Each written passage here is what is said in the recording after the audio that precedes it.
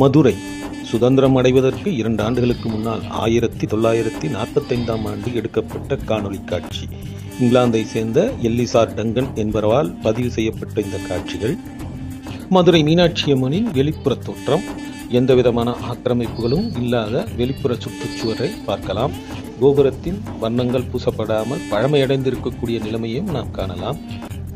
வண்டி வாகனங்களற்ற சாலைகள், ஆடை அலங்காரங்கள் ஆபரணங்கள் இல்லாத எளிமையான மனிதர்கள் கோயிலை சுற்றி வருவதை காணலாம். கோயிலின் தெப்பக்குளம் அன்றாட வாழ்வியலுக்கு பயன்படுவதையும் இந்த காணொளி மூலம் நாம் உணரலாம். சுமார் 75 ஆண்டுகளுக்கு முன்னால் உள்ள மதுரையை இன்றளவும் நாம் நினைத்து கூட பார்க்க முடியாது. அப்படி ஒரு பிரம்மாண்ட வளர்ச்சியை அடைந்திருக்கக்கூடிய மதுரை மாநகரில் இன்றைக்கு உள்ள நவநாகரிக மங்கைகளின் தோற்றம் அன்றைய காலகட்டத்தில் அந்த நவநாகரிகம் இல்லாத எளிமையான இளம் பெண்களின் தோற்றம், தெருவெங்கும் காய்கறிகள் வியாபாரம், கூடையில் சுமந்து சென்று விற்கக்கூடிய சூழ்நிலையை காட்டும் படமாகத்தான் இதை காணலாம். பெண்கள் பெரும்பாலும் ஜாக்கெட் அணியாத சூழ்நிலையில் தான் இப்படத்தில் தென்படுகிறார்கள். வேட்டி சட்டையுடனும் ஏதோ ஒரு கிழிந்த உடைகளுடன் தான் அந்த சிறுமிகள் இருப்பதை நாம் இங்கே காண முடியும். மதுரையின் முக்கிய அடையாளமாக திகழக்கூடிய வைகை ஆற்று பாலம், அந்த பாலத்தை ஒட்டியுள்ள தரைப்பாலம், தண்ணீர் தரைப்பாலத்திற்கு மேல் இருந்து செல்வதையும் மக்கள் அங்கங்கே ஆடு மாடுகளை ஓட்டிச் சென்று மீன்பிடி விஷயங்களும் நடப்பதை நாம் இங்கே காணலாம். தண்ணீர் மிகுந்து ஓடும் வைகை நதியை இன்று காண்பது எவ்வளவு பெரிய அரிதான காரியமாக தான் இருக்கிறது.